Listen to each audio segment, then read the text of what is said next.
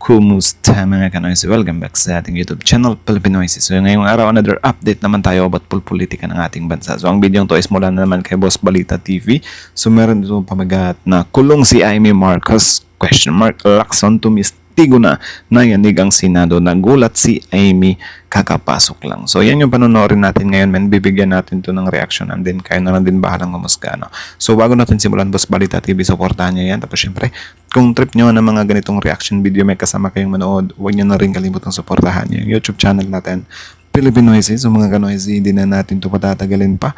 Simulan na natin, baka agawin pa ng China. Again, bamagat ng video ito, kulong si Amy Marcos, ? Lacson tumistigo na nayanig ang Senado. Nagulat si Amy, kakapasok lang. So may narinig din kasi talaga akong nagbabadagulan si ngayon, si Lacson at saka si Amy. Sa pagkakaalam ko, parang nalilink din si Amy sa Lacsons, diba? So, Boss Balita TV, Pilipinoises, like, comment, share, subscribe. Start. Sobrang nakakagulat na balita. Grabe, si Lacson tumistigo na. Naiyak si Amy Marcos. Nilaglag na ng kapatid, aarestuhin nasa Senado. Ayon sa nakaalap nating impormasyon, pinahiya ng mga kaalyado ni PBBM si Senator Amy. Niyanig di umano ang Senado. Gustong siraan si PBBM ni Senator Amy, pero wala nang gustong maniwala sa kanya sa Senado. Grabe, si Lacson tumistigo. Ang tanong lang, do you think tatablan pa ng hiya si Manang Amy? Nagawa niya ng nagawa niya ngang taluhin yung kapatid niya on air diba? So, wala lang. Nagtatanong lang naman ako. Matatablan pa kaya ng hiya yan? Naiyak si Amy Marcos. Nilaglag na ng kapatid, aarestuhin nasa Senado. Tara, panoorin natin to. Magsabunutan daw kami. Yan ang reaksyon ni Senator Amy Marcos sa issue ng di umano ay pork barrel sa 2026 GAA, allocables and her baseless insults, and untruthful criticisms against the Senate Blue Ribbon Committee, which I chair. Either Senator Amy thought na piluka yung buhok ko or she was insinuating na bakla ako. Kaya siya nagamo ng sabunutan. On both counts, I say nothing can be farthest from the truth. Una, hindi po piluka ang aking buhok. Idugtong ko na rin na walang peke sa mukha ko. Hindi gustiso ang ngipin ko. My teeth are all mine. Ulitin ko, walang peke sa anumang bahagi ng aking mukha. Pangalawa, lalong hindi... Nako. So, kita nyo par, sobrang sobrang laki talaga ng pinagbago ng ugali ni Manang Amy mula nung dumikit talaga siya full-blown sa mga Duterte, di ba? Grabing impluwensya yun, par. Grabe. Pati si Satanas napailing di ba? Hindi ako bakla. At kung iniisip ni Senator Amy na bakla ako, wala siyang maaaring makita na macho dito sa mundo. Pangalawa. Nako. Or anyway, please don't get me wrong. I have nothing against homosexuals. It is their choice. And I respect them for that. But as far as I'm concerned, kahit hindi ako kagwapuhan, para sa akin, masarap pa rin na maging tunay na lalaki. At tulad ni Tito Soto at Gringo Hunasan, macho din po ako. Lalaking lalaki. Period. End of discussion. This is what... Barako. So, ganyan naman talaga sila, parang nagda-dive in na lang sila sa, ewan ko, ad hominem bang tawag dyan, or, pamimisikal, pamimersonal. Di ba? Ang problema kasi sa mga tupar, kapag natatalo sila sa argumento, doon ka nila atakihin sa personal. Di ba? Yung mga na bakla sa bunutan or whatsoever. Di ba? Like, men, parang galawang squatter yan Di ba? Hindi kasi hindi kasi nila kayang makipaglaban ng facts to facts. Di ba? Kaya nga, puro nga sila intriga, di ba? Yun yung pinaka recipe. I'm advising Senator Amy Marcos. Noise does not convict, only evidence does. Kaya kung meron siyang mayambag na ebidensya para madiin ang kanyang pinsan, sumali siya sa pagdinig. Walang pipigil sa kanya at walang magbabawal sa sasabihin niya o gagawin niya. With all that said, I'm ready to answer your questions. Sir, balikan ko lang kay Senator Amy Marcos. How do you find yung ganong klase ng statement or reaction sa inyong naging pahayag bilang isang lawmaker? Well, nakakagulo, hindi nakakatulong. Kasi unang-una, wala talagang pagpipigil o pagbabawal na ginagawa. Particularly ang chairman o sinong miyembro ng komite na nag-aatin ng hearing. Sino kami para magbawal sa kasamahan namin? So, well, sila par? Yan yung yan yung ifini-feed up nila sa mga fans nila or sa mga supporters nila, yung mga DDS. Yun yung feed up nila kasi syempre, di ba? Kailangan nilang ipakita na Grabe, pinipigilan kami, hindi kami na ano, di ba? Pero kung tutuusin mo naman, sila nga, kapag ka nandyan sila, di ba? Grabe din kung makapambara eh. Di ba? Ang masyadong insulto sa integridad ng Senate Blue Ribbon Committee. Sa amin lahat, for that matter. Even to herself, kasi member siya ng Blue Ribbon eh. Hindi nga siya nag-attend, so paano niya masasabi na pinagbabawalan siya o sila? So, anong intention niya? Diba? Sirain yung credibility ng investigation ng Senate Blue Ribbon Committee? Hindi ko alam kasi Wala, malinaw na yan. Diba? Sobrang linaw niyan. Actually, hindi lang committee, pati administration talaga. Ganyan ka-committed si, si Manang Amy. Diba? Like, tinodo niya na talaga yung suporta niya sa mga Duterte. Like, man, walang kapakapatid. Diba? Papatirin kita, kapatid, para sa mga Duterte. Diba? Yung word talaga para na, yung word talaga na parang pinipigilan, hindi makapagsalita or whatsoever. Parang ginagamit lang talaga nila na tool yan, So, tingnan natin yan if ever naging presidente si Sara Duterte, wag naman sana. Diba? Wag naman sana. Pero if ever lang ba, do you think yung mga nangyayari ngayon, hindi din yan mangyayari sa panahon nila? Diba? Akala mo naman talaga. even earlier, di ba, marami siyang sinasabi sa inyo na may babaliktad. Hindi ko alam kung bakit ginugulo niya. No? I think you better ask herself or her, no, regarding that issue. Pero napakababang level po ba yung mga statement o yung mga term na ginamit Sobra. niya bilang sagot po sa inyo? Ayoko na mag-comment. Una-una, hindi, non-answer naman yung kanyang sagot eh. Hindi naman niya kinonfront yung issue. No? Sa halip, nililihis niya at ano-anong mga issue pa ang kanyang sinasabi sa pagtugon doon sa naging usapan o usapin. Duterte trademark yan. Di ba? Mga signature moves nila yan. Like, man. Doon po kay House Speaker Martin Romualdez, sino po yung may-ari ng biniling property na naging front to ay ang Diskaya? I'm trying to arrange a meeting with her. And kapag may liwanag na, kasi narinig ko rin na parang willing siya mag-testify. Yung may-ari, sir? Yung may-ari, yung dating may-ari. Para talagang, at least, pwede nating paghanapan o magsimula ng investigasyon tungkol sa direct connection o direct link between the Diskayas and the former speaker. Pero mag-attend ho this coming Monday yung may-ari ng property? Sinasabi ko, nag-arrange ako ng meeting sa kanya at kung sasang-ayon siya na mag-attend, papadala namin siya ng invitation. Sino po yung source ng information na... Marami nagsasabi niyan. So ito na po yung pwedeng maging direct link at baka Yung hindi simula, para may pagsimulan yung kung sino man yung gusto mag-imbestiga. against former Speaker Romualdez. Not necessarily against, but to shed light. Bakit ganun ang connection? Para pagkatiwalaan mo yung isang contractor na nasa sangkot sa, sinabi ko na to, 207.5 billion pesos na kontrata mula 2016 hanggang 2025. Napakalaki. So Sir- kung merong koneksyon, dapat na maliwanagan natin kung bakit ganun kalakas ang tiwala para ipagkatiwala mo yung pagbili ng isang house and lot sa isang subdivision, sikat na subdivision sa Makati City. Siyempre, hindi nila gusto yan na tatanungin mo or pagdududahan mo. Di ba? Yung mga papapuro sa kanila. Pero kapag mapupuruhan sila, sige, grabe, banat ng banat. Bakit ganyan? Di ba? Bakit mas pakikinggan nyo pa yan? Naalala nyo yung kay Bryce Hernandez. Ba't parang mas pakikinggan nyo pa yan? Hindi pwede yan. Di ba? Matatamaan kami yan eh. Yung papanigan lang namin, hindi namin papakialaman yung magbe-benefit kami. Diba? Ngayon, kung meron si Senator Amy na ebidensya mapapakita, most welcome siya mag-attend. Huwag niyang kaming siraan na pinagbabawalan na implicate si former Speaker Romualdez. Kaya Kaso wala. Yan para kapag wala sila, kasi hinamon na ni Senator Lacson na sige, maglabas ka ng ebidensya.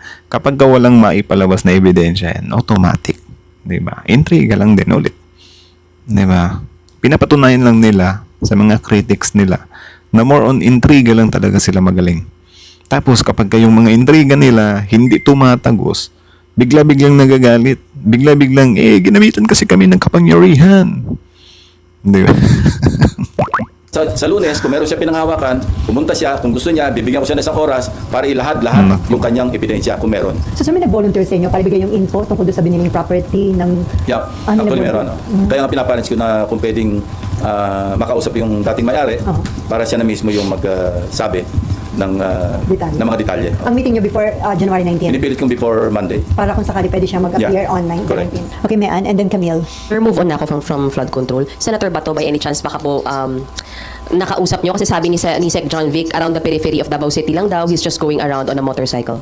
Ang problema kasi kay Senator Bato, wala naman tayong official na warrant of arrest coming from the ICC.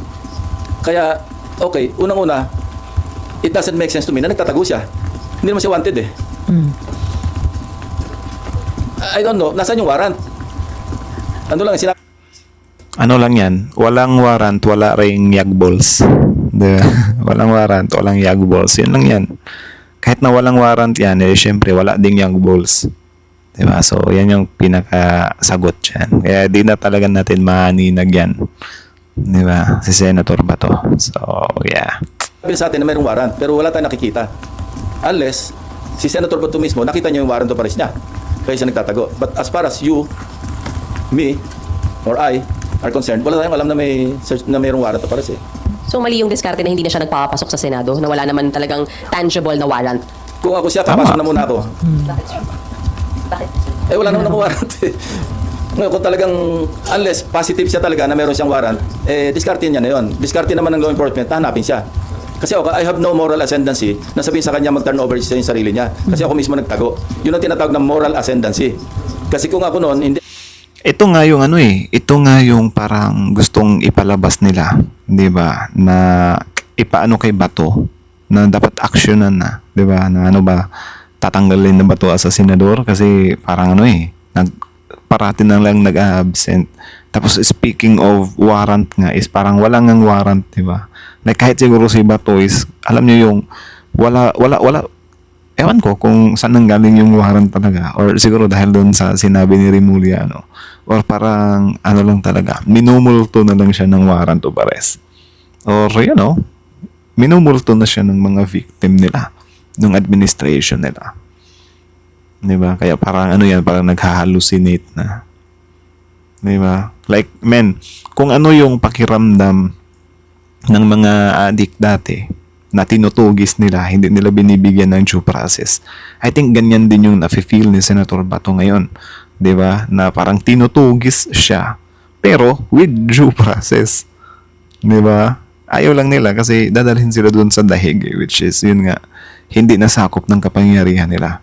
Kahit siguro meron silang 24 na senador puro DDS, kung sa dahig dadalhin yan, di na malulusutan ni Bato yan. Diba? Yan yung isa sa kinakatakot ni Senator Bato, siguro. Kaya ayaw niya magpakita.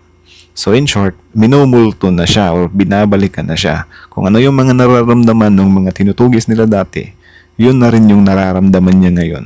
Ewan ko kung paranoia ba yan or whatsoever. Or karma lang talaga. Diba? ako nagtago at nag-surrender ako, sasabihin ko sa kanya, mag-surrender ka. I cannot tell him that. Yan ang kasi sabi ko kay Senator Amy eh. Magkaroon ka ng moral ascendancy bago ka mamuna. Bago ka mag-advise. Nako. Sir, wala nang communication, hindi na po kayo nag-try since yung last year na. Hindi ko siya ginit ng Happy New Year eh. At saka Merry Christmas. Nakalimutan ko eh. Igritin ko siya ng belated. Pag sumagot, sabihin ko sa inyo. Hindi mo na pwedeng i-greet ng Merry Christmas yan kasi hindi na Merry yung Christmas niyan. Nagtatago na eh. Yung Happy New Year is ano na lang siguro, Happy Hiding. Pero mukhang aware po yung DILG dun sa whereabouts niya dahil according to DILG Secretary, nasa Davao lang, di ba? Nagmumotorsiklo with friends. So, ibig sabihin, You know, if I monitor- were with law enforcement, hindi ako magte-telegraph ng mga information. Kung may intention ako na i-pursue, na hulihin. Tama. Unless, nagdi-disinformation yung authorities. Alam nila kung nasaan, sinasabi nila kunwari nasa Davao para maging kampante. Ginagawa ko rin yun ng araw. Parang bait lang, di ba? Baiting lang talaga. Or, you know, parang, halimbawa ganyan. Di ba? Di ba parang, halos mangiyak-ngiyak si Manang Amy doon sa part na sinabi nila Remulla na may warrant na tapos wala. Tapos sabi ni Amy, kita nyo, tatakot na tuloy si Bato. Sinasabi nyo merong warrant, wala naman. Di ba? So, parang yan yung inaano nila ngayon na wag nyo kasing tinatakot si Bato, par. Di ba? Kasalanan niya na yun, matakot siya. Tsaka parang kabaliktaran naman yun sa pinapakitan niya nung sila pa yung nasa trono. Di ba? Ano yan? Parang wala silang isang salita. Di ba? Make my day. Tapos ngayon, hindi ka na maninag sa arawan. So, ang advice nyo, pumasok na muna dahil wala pa naman palang arrest warrant. Kung walang malinaw na may darating na arrest warrant, pumasok na muna siya, sayang din yung boto niya sa mga bills, sa mga Tama. resolutions. Okay, before Marlon, Ay, yung boto niya pala. Pero, men, yung boto ng mga DDS, di ba? Nasayang yung boto nyo. Ilang milyon din yun. Nag-elect kayo ng hindi na, nag-duty. Di ba? Ay, tapos, baka si Bongo, this 2026, parang isusunod na yan. Aray ko. ihabol ko lang. According to the lawyer of Alcantara, he is not recanting his prior statement. False and misleading daw po yung nag-circulate online na magre-recant yung BGC boys. So sir, ano yung possible din talaga na may mga puwersa o influential people na kumakausap sa kanila? Yun ang gusto Tungkol natin din sa- malaman. Sa kabila ng pagtanggi ng abogado ng kampo ni Alcantara, gusto pa rin natin malaman ano yung may mga atempa na nangyari para sila mag-recant. At kung meron, sino? At kung sino, bakit? Kaya ganun pa rin. Gusto pa rin natin maliwanagan yung istorya behind the reports na nag-recant na o nagpaplano mag-recant. Sina Alcantara, si Bryce Hernandez. Kaya ipapatawag uli natin sila, yung BGC Boys. Para marinig mismo sa kanila, para ma-record ng Blue Ribbon Committee, ano yung naging dahilan kung bakit lumabas yung ganito mga reports. Pero may info ho ba kayo na may nag-a-attempt talagang kausapin sila to convince them to recant? Well, that's normal for the camp of those being implicated na makipag-usap kasi yun ang mga iniisip nilang pwedeng magpabagsak sa ebidensya laban doon sa mga na-implicate. Normal lang yun. Gusto natin maliwanag. Kaya nga, dapat siguro sa mga ganyang bagay, since, yun nga, normal siya, dapat siguro gumawa na tayo ng way, na para tutulan yung mga ganyang bagay. Kasi, yun nga, pwedeng magkaroon sila ng mga negotiation Pwedeng magkaroon sila ng mga blackmails sa isa't isa. Magba-blackmailan ba?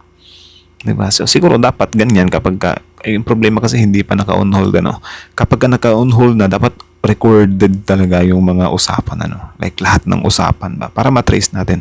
I think sa ibang bansa, ganyan naman Diba na kapag ka, yung mga suspect nila, nire-record, tinatap nila. Ewan ko sa atin, ba't hindi ganyan? Although sinabi ko na rin na hindi standalone yung kanilang testimonies kasi pwede itong maibangga doon sa mga other corroborative documentary evidence pati ibang testimonya ng ibang testigo. So, pero siyempre may epekto yun maski paano doon sa ebidensya. Lalo na sa pagdating sa trial kasi guilt beyond reasonable doubt ang threshold. Sa pagpapile ng kaso, yung probable cause or yung sinasabing reasonable certainty of conviction, medyo mababa yung threshold. Pero pagdating sa husgado, napakabigat nun. Guilt beyond reasonable doubt ang kinakailangan. So, lahat ng ebidensyang kailangan maisalang sa korte, kailangan nandoon. So, still, kailangan pa rin na nandyan yung matibay na testimonya ng mga sina Alcantara, Bryce Hernandez, JP Mendoza, para talagang masolidify yung kaso sa korte. At sila nandito pa rin, sir, sa Senate custody. Nandiyan pa rin sila, So kung meron man nakikipag-usap, possible ba yun kung nakadetain sila? Hindi naman kailangan direktang kausapin sila. Pwedeng sa Lawyer to lawyer. Okay, Marlon, and then Amean. And then Amor. Yung lawyer din, though hindi natin nila lahat, pero sila din yung pwedeng, maging way, di ba, ng mga negotiation na yan. Yung information, sir, na intentionally mali yung sinabihan before. Yes, very reliable. For may witness, sir, nakaharap to testify on that. Meron. And what do you make of that? Well, deliberate. Ibig sabihin, no-cover up niya talaga. Kaya looking back, naalala ko, meron siyang binanggit tungkol sa lahat ko sa aking privilege speech doon sa nauhan. Ang sabi niya, mali raw yung grid coordinates. Although sigurado kami, kasi personal naming pinuntahan ng teams namin, yung mismong Ghost Flood Control Project. At nakausap mismo yung barangay chairman, mga tao doon, na talaga merong nakalaan na proyekto na hindi nagawa. No? So, doon pa lang, kasi nag-flashback sa akin yun Kaya pala, sinasabi niyang ang grid coordinates daw mali, yung pala, nasa utak niya, alam niyang minali niya. Hindi naman kami, kasi at that time, sa privilege speech ko, wala pa naman yung sumbong sa Pangulo website At least yung first privilege speech. So, nag-rely kami sa sarili naming sources. But eventually, I think sa second namin, nag-rely kami sa sumbong sa Pangulo. So, ganito kasi yung istorya. Ang unang report, 421 out of 8,000, di ba? So, yun, bloated yun. Why? Because when the AFP, yung composite team or teams ng AFP, PNP, yung DepDep, kung pupunta sila sa isang lugar para mag-inspeksyon ng suspected ghost flood control projects, at mali yung grid coordinates, siyempre wala sila makikita project. So, i-report nilang ghost yun. So, ang outcome, masyadong bloated yung 421. So, substantially, lower dapat yung bilang ng ghost flood control projects. Yun ang naging resulta nun. And the DPWH is now trying to rectify by comparing yung multi-year planning and scheduling. Kasi yun yung nasa plano, alam mo, multi-year. Go compare yun sa PCMA, yung sa monitoring. Pagka nagtugma, yun talaga yung grid coordinates. So yun ang ginagawa nila ngayon. At merong isusupina namin doon sa STECOM, tulad ng sinabi ko kanina, yung DPWH. Nag-usap na kami ni Secretary Vince Dizon tungkol dito. Magpapadala siya ng 2 USEC para mag-testify at dalhin lahat yung dokumento kasi doon sa STECOM. Sir, ang ibig sabihin sa complicity ni Secretary Bonoan doon sa Coast Guard Control Project? Well, maliwanag. Maliwanag kasi even sabihin natin hindi siya maging principal. Sa cover up pa lang, no? Kitang-kita mo yung kanyang complicity. Now, Secretary Bonoan is Tama. Kahit ako naman, nung una pa lang, imposibleng walang alam tong taong to eh. Diba? Parang si ano lang din siya eh. Cabral. in the United States. More or less, may idea naman kami, yung authorities, kung nasaan siya doon. And minomonitor naman siya ng ating embahada roon. So kung may lalabas na warrant para sa kanya, kasi papadala namin siya ng subpoena. At siyempre, hindi siya makakarating, makukontempt siya at pa-issue din namin ng warrant. Even in the absence of a judicial warrant, we can request the proper authorities para maibalik siya sa Pilipinas. May criminal liability na tingin nyo yun sa pag-cover up niya? Hindi lamang doon kasi sabit na nga siya, di ba? Inimplicate na siya ni Bernardo na tumatanggap siya, pinadalan siya ng 1 billion pesos doon sa Grabe. sinasabing listahan na hinanda. Dapat ito like for example, si Bonoan, diba, sinasabi nila na minomonitor, diba? Minomonitor ng embahada natin doon. Diba? Si Bonoan, if ever kailanganin na nila, sasabihin na nila or hindi, kapag ka hindi pumunta, iwawarant or whatsoever. Dapat kapag ka ito siya, diba? Hindi na maninag pagdating nung time na kakailanganin na siya, tutugisin na siya, huhulihin na siya. Kapag hindi na yan maninag, dapat, di ba, next cases na mga ganitong senaryo, di ba, na parang, yun nga, involved sa mga corruption, flood control, or sa kung anumang crimes dito sa bansa natin, na sila talaga yung tinuturo, sila talaga yung parang nakikitaan sa ebidensya, di ba, na makakapag-connect talaga sa kanila, is dapat hindi na sila hayaang makalipad pa ng ibang bansa. Dito nga lang sa bansa natin, sobrang hirap nang tugisin ng mga yan. What more na lang kung nasa ibang bansa pa, di ba? Gagastos pa tayo. Di ba? Kayo, agree ba kayo doon na sana hindi na lang sila paliparin muna? Di ba? Na, FU talaga. Di ba? Sa word na may rights pa kasi sila. Karapatan sila kasi hindi pa naman sila totally, convicted or hindi pa sila totally innocent until proven guilty. Diba? Yan yung argumento nila. Yan nga, may mga nakikita na nga, diba, na grabe sobrang lakas ng linkage or grabe ang link ng taong to. Diba? Sa issue na yan. Tapos hahayaan nyo pang lumipad. Diba? Like, pahihirapan lang din tayo niyan pagdating ng araw. Sana, ngayon nila si Malon na if ever, yun nga, si Bonoan, hindi na nila mahagilap or, magpapa-hard to get pa. Sana next time kung may mga issue na ganito, mga sangkot, wag nang paliparin. Di ba? Ba't pa natin sila bibigyan ng rights kuno? Sige, nandyan na yan. Pero pwede naman siguro nating panghawakan yung word na hindi, wag ka munang lumipad ngayon kasi may something sa'yo eh. Di ba? Well, hinuhugot ko lang din naman yung opinion na yan. Doon sa mga kababayan natin, di ba, na gusto lang mag-travel, yung iba, nag-ipon talaga ng pera para makapag-travel, tapos pagdating dun sa immigration, biglang haharangin. 'Di ba? Biglang babanata na baka magtitinti ka doon, biglang i-offload. Like, masasayang ba yung pamasahe? 'Di ba parang unfair? Ano yun? Parang tinitingnan mo lang na baka mag-TNT to. Bakit itong mga sangkot na to sa mga flood control na to or kung ano man yung mga trending na mga issues dito sa bansa natin? Do you think hindi magtitinti yan doon? Mga bilyonaryo yan, mga milyonaryo yan eh. Especially, may history ng di ba? Hindi siya history na pagnanakaw. Meron silang, pwede silang mailing sa mga pagnanakaw. Di ba? Dapat i-hold sila. Kasi unfair din naman yun sa mga ordinaryong Pilipino lang na parang binasa lang na para magtitiinti ka. Di ba? Questionin pa, ba't bigla atong dahil kaka-resign lang nito sa trabaho, baka magtitiinti to doon. Bakit yung mga taong yan, involved sa malaking skandal dito sa bansa natin, tapos papaliparin nyo pa rin dahil sa rights nila. Di ba? Ewan mo, hindi ko alam kung dahil ba yan same sila government worker, kaya parang meron silang malasakit sa kapwa government official or government worker. Nakakainis, di ba? Yung part na yan, paliliparin tapos pahirapan. Well, yun lang naman kung pahirapan tayo ni Bunuan if ever kakailanganin na siya, no? Baka kasi magtago-tago na yun eh. Diba? So sana ma-learn din yung natin, authority natin or government natin na bakit paliliparin pa sila. Sobrang dami nakalipad. Sila Zaldico, sila Harry Roque, nakalipad pa, di ba? So sana ayusin nila yan. I think iba naman yung kay Harry Roque, but yeah, that's it. So again, ang video to is mula kay Boss Balita TV. Supportan nyo yan. Original video link in the description box below. Panoorin nyo rin, subscribe nyo rin. Tapos yun, about doon kay kay Manang Amy. So nag-strike pala siya ulit dito. Tapos ngayon, ang inano niya si Lacson. Diba? Ayun, nakatikim. Actually, yun, yung banat ni Lacson na yun, parang lang yun, parang pahaging, pero sobrang deep nun. Sobrang diin nun. Ako, tunay ako, di ba? Hindi ako nagpagawa ng mukha. Like, what the heck, man? Di ba? So, yun, kapag babanda kay Amy yun, man, wag mo akong ikukumpara sa'yo, di ba? Tunay itong mukha ko, yung sa'yo.